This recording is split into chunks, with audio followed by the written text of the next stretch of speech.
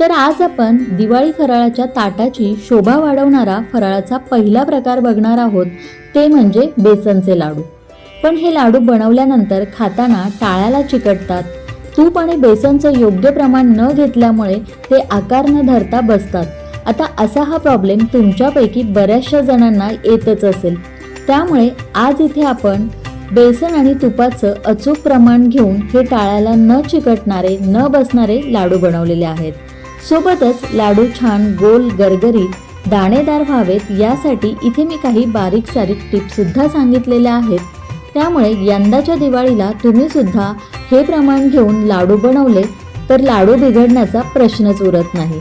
म्हणून तुम्हाला सुद्धा हे मस्त गोल गरगरीत दाणेदार लाडू बनवायचे असतील तर व्हिडिओ शेवटपर्यंत पाहत रहा आणि आवडला तर व्हिडिओला लाईक करायला विसरू नका। चला तर मग पटकन आजच्या रेसिपीला सुरुवात करूया। तर आता सुरुवातीला आपण लाडू बनवण्यासाठी आपल्याला काय काय साहित्य लागणार आहे ते पाहूयात।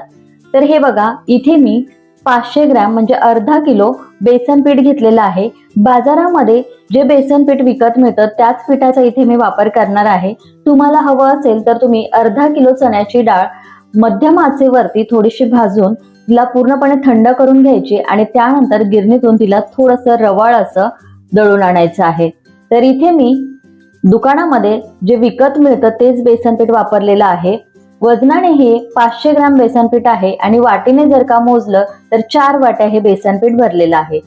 त्याचबरोबर इथे मी घेतलेली आहे 500 ग्रॅम पिठी साखर। कपाने मोजली तर ही 2 कप पिठी साखर भरलेली आहे। जर तुम्हाला जास्त गोड लाडू नको असतील तर तुम्ही साखरेचे प्रमाण थोडंसं कमी केलं तरी देखील चालेल। आता ही पिठी साखर घेताना आपल्याला याची अगदी बारीक अशी पावडर घ्यायची नाही। तर इथे मी साखरेला मिक्सरवर थोडंसं असं रवाळ वाटून घेतलेलं आहे।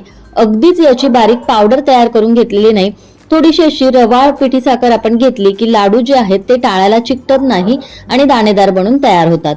त्यामुळे आपल्याला पिठी साखर थोडीशी रवाळ असं टेक्स्चर असलेली घ्यायची आहे।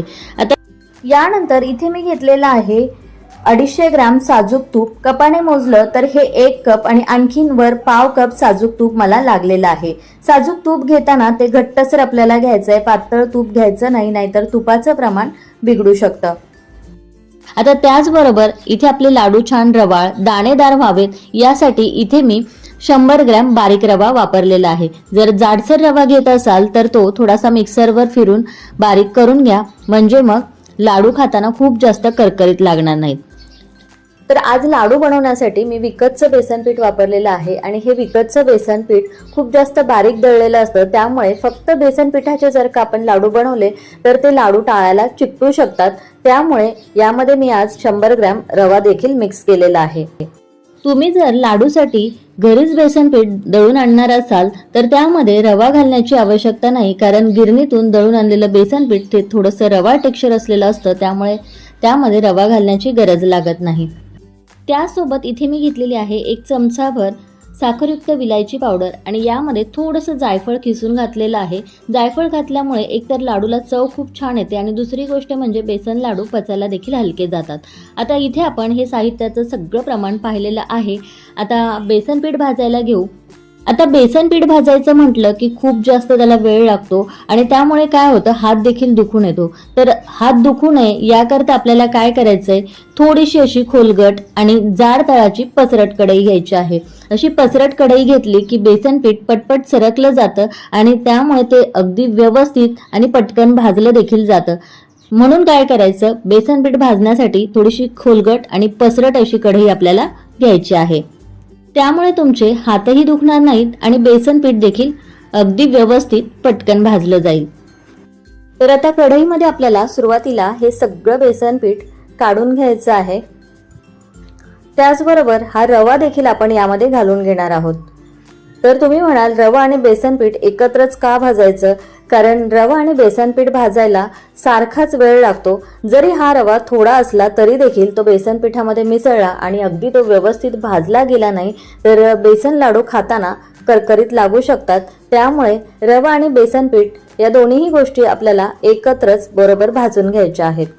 आता आपल्याला गॅस ऑन करायचा आहे आणि गॅसची फ्लेम लो टू मीडियमच्या मध्ये ठेवून रवा आणि बेसन पीठ तूप न घालता सुरुवातीला 5 मिनिटं असंच भाजून घ्यायचं आहे।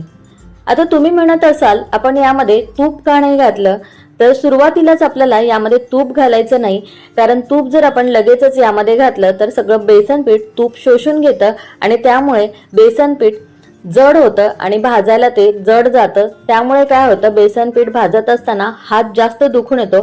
त्यामुळे सुरुवातीला आपल्याला काय करायचंय, तूप न घालताच बेसन पीठ असंच कोरडं भाजून घ्यायचं, म्हणजे मग ते एकतर व्यवस्थित भाजलं जातं आणि भाजताना हात दुखून येत नाहीत. त्याचबरोबर यामध्ये असलेलं मॉइश्चरचं प्रमाण कमी होतं आणि बेसन पीठ थोडंसं हलकं होतं आणि बेसन पीठ हलकं झालं की लाडू छान खुसखुशीत बनतात. तर हे बघा, जवळपास 5 मिनिटं झालेली आहेत. तूप न घालताच बेसन पीठ मी असं मंद ते मध्यम आचेवरती सतत एकसारखं हलवत छान असं भाजून घेतलंय आणि त्यामुळे ते व्यवस्थित फुललेलं आहे आणि हलकं देखील झालेलं आहे. आता या स्टेजला आपल्याला काय करायचंय, यामध्ये तूप घालायचंय आणि तूप घालून पुन्हा आपल्याला बेसन पीठ छान असं तुपावरती भाजून घ्यायचं. तर घेतलेल्या तुपापैकी सगळं तूप आपण एकाच वेळेला घालणार नाही आहोत, तर त्यापैकी आपण फक्त पाव कप तूप सुरुवातीला बेसन पीठ भाजण्यासाठी घेतलेलं आहे. जर का आपण सगळं तूप एका वेळेला यामध्ये घातलं तर बेसन पीठ तूप शोषून घेतं आणि हे मिश्रण जड होतं. बेसन पीठ भाजायला जड जातं, त्याचबरोबर खूप जास्त वेळ भाजायला लागत असल्यामुळे हात देखील आपला दुखून येतो. तर थोडं थोडं तूप आपल्याला बेसन पिठामध्ये घालायचंय आणि बेसन पीठ मंद ते मध्यम आचेवरती छान असं खमंग सुगंध येईस तोपर्यंत भाजून घ्यायचंय. आता हे बेसन पीठ भाजत असताना याला आपल्याला सतत एकसारखं हलवत राहायचंय आणि बेसन पीठ हलवून घेताना ते आपल्याला तळापासून हलवून घ्यायचंय, म्हणजे मग बेसन पीठ कढईच्या बुडाशी किंवा तळाशी चिकटून ते करपणार नाही आणि अगदी छान असं एकसारखं बेसन पीठ भाजलं जाईल. तर हे बघा, आणखीन 5 मिनिटं बेसन पिठाला भाजून घेतल्यानंतर आता आपण यामध्ये थोडंसं आणखीन तूप घालून घेऊ. तूप घातल्यानंतर ते बेसन पिठामध्ये चांगलं मिक्स करून घेऊ आणि मिक्स करत असताना यामध्ये तयार झालेल्या बेसन पिठाच्या गुठळ्या देखील आपल्याला मोडून घ्यायच्या आहेत, म्हणजे मग बेसन पीठ अगदी व्यवस्थित भाजलं जाईल.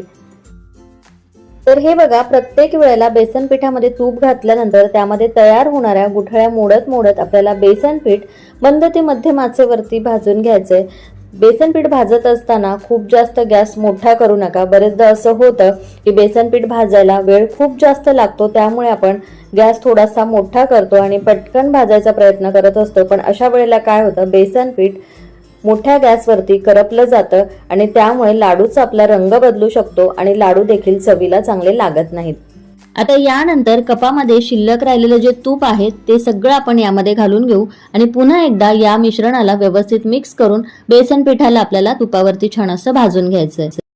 तर हे बघा, सुरुवातीपासून आत्तापर्यंत मंद ते मध्यम आचेवरती बेसन पीठ भाजायला मला जवळपास 20 ते 25 मिनिटं लागलेली आहेत आणि त्यानंतर तुम्ही इथे बघू शकता बेसन पिठाचा हलकासा रंग बदललेला आहे, पण हे मिश्रण जे आहे ते अजूनही कोरडं आहे, त्यामुळे यामध्ये आपल्याला आणखीन थोडंसं तूप घालण्याची गरज लागणार आहे.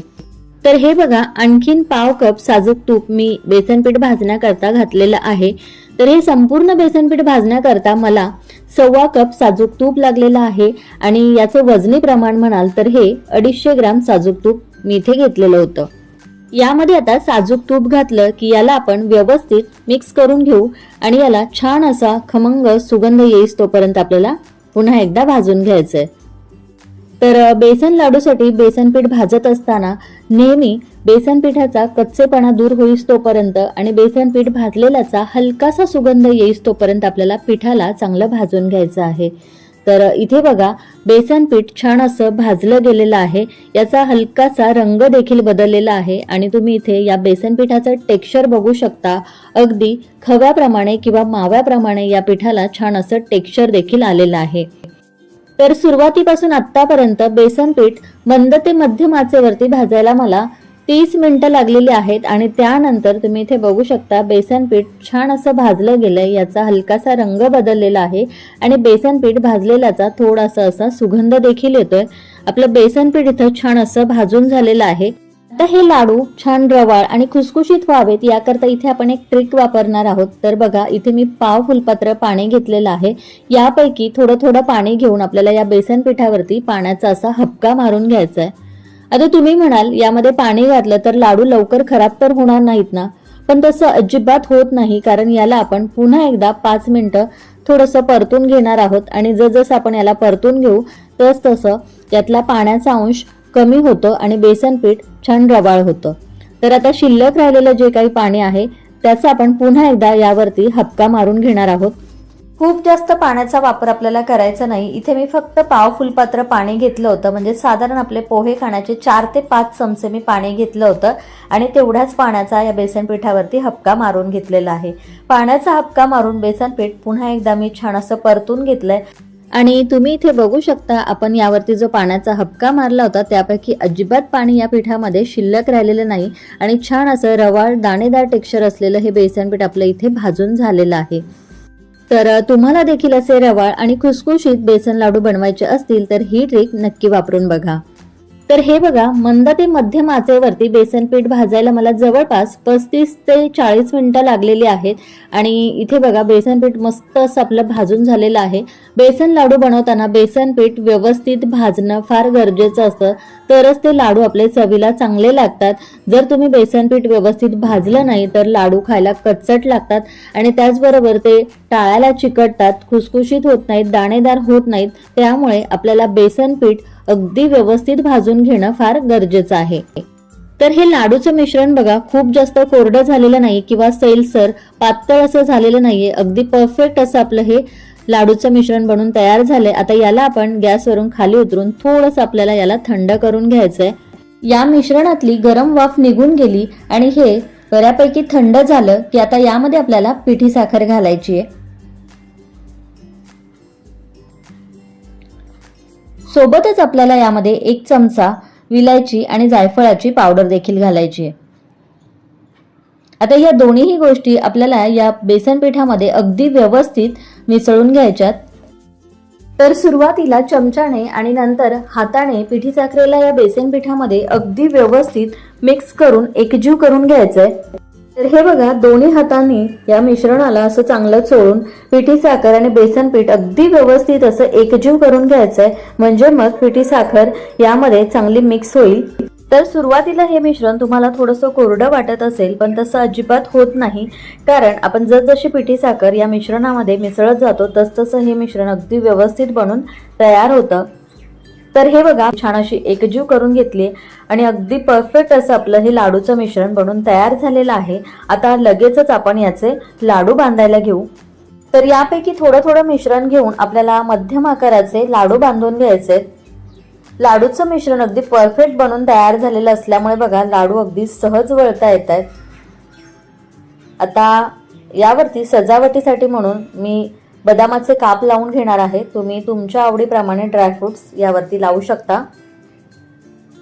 लाडू बांधून घेतल्यानंतर लाडूला थोडासा असा हातावर खेळवायचा, म्हणजे मग लाडूला एकतर छान गोलाकार आकार तर येतोच, त्याचबरोबर मस्त अशी चकाकी देखील येते.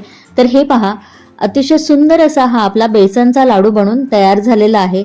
तर अतिशय गोल, गरगरीत आणि सुंदर असा हा आपला बेसनचा लाडू बनून तयार झाला. आता शिल्लक राहिलेल्या मिश्रणाचे देखील आपण अशाच पद्धतीने लाडू बांधून घेऊ.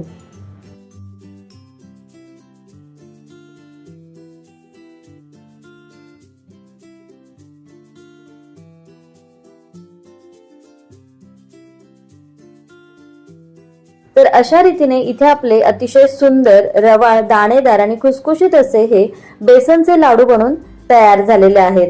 तुपाचं प्रमाण योग्य घेऊन जर का तुम्ही बेसनचे हे लाडू बनवले तर नक्कीच तुमचे लाडू देखील बिघडणार नाहीत, बसणार नाहीत आणि टाळ्याला देखील चिकटणार नाहीत. खायला देखील ते चविष्ट आणि दाणेदार बनून तयार होतील. तर यातला एक लाडू मी तुम्हाला बघा फोडून दाखवते. तर लाडू इथे तुम्ही बघू शकता, मस्त असा खुसखुशीत झालेला आहे. तर तुम्ही देखील तुपाचं अचूक प्रमाण घेऊन हे बेसनचे लाडू बनवले तर नक्कीच तुमचे लाडू देखील अतिशय रवाळ, दाणेदार, न रेलणारे, टाळ्याला न चिकटणारे, मस्त असे खुसखुशीत बनून तयार होतील. तर आजची ही रेसिपी तुम्हाला कशी वाटली हे कमेंट्स बॉक्समध्ये कमेंट करून सांगायला विसरू नका. आणि व्हिडिओ आवडला असेल तर व्हिडिओला जरूर एक लाईक करा, शेअर करा आणि त्याचबरोबर अशाच नवनवीन आणि छान छान रेसिपीज पाहण्यासाठी चॅनलला सबस्क्राईब करायला विसरू नका. पुन्हा भेटूया अशाच एका छानशा रेसिपी सोबत. तोपर्यंत धन्यवाद.